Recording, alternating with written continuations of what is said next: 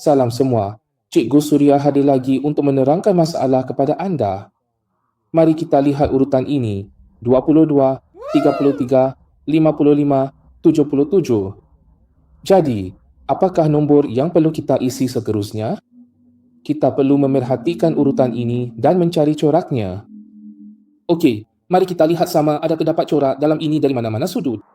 Adakah mungkin ia adalah tambahan? Dan ia tidak mungkin pendaraban, bukan? Ia adalah 22 tambah 33, jadi hasilnya 55. Mungkinkah ini urutan Arna? Tetapi 33 tambah 55 ialah 88, jadi itu juga tidak betul. Jadi, bagaimana dalam kes ini? Selepas mencuba pelbagai cara, jika semua corak yang biasa saya cari masih gagal, apa yang perlu kita lakukan? Pertama, perhatikan 4 nombor ini. 22, 33, 55, 77. Semuanya nombor ganjil, betul? Jadi apa maksudnya bila dah habis? Baik, semuanya mengandungi faktor 11. Jadi, kita boleh pecahkan setiap nombor dalam siri ini, setiap nombor di sini, kepada faktor-faktor. Contohnya, 22 kita boleh pecahkan kepada 2 dan 11. 33 boleh dipecahkan kepada 3 dan 11. Bila didarabkan, hasilnya nombor asal. 55 juga boleh dipecahkan kepada 5 dan 11. 77 pula dipecahkan kepada 7 dan 11. Perhatikan apa yang kita dapati.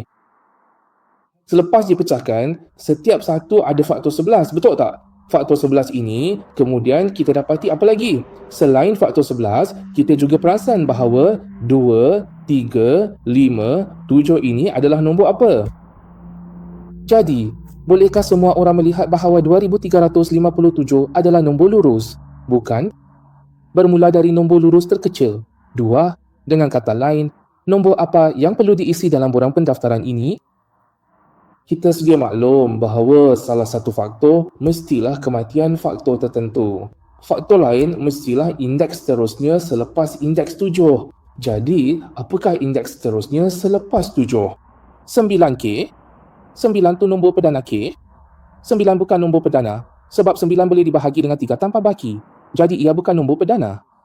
Jadi, nombor perdana seterusnya ialah 11. Maksudnya, 11 darab 11. Jadi, dalam kurungan tu sepatutnya kita isi apa? 121. Jadi, kita boleh cari pula siri nombor ini. Awak faham? Kalau ya, pegang tangan kecil awak, tekan like untuk Cikgu Suria dan kongsi kepada lebih ramai kawan. Ajar mereka belajar juga ya.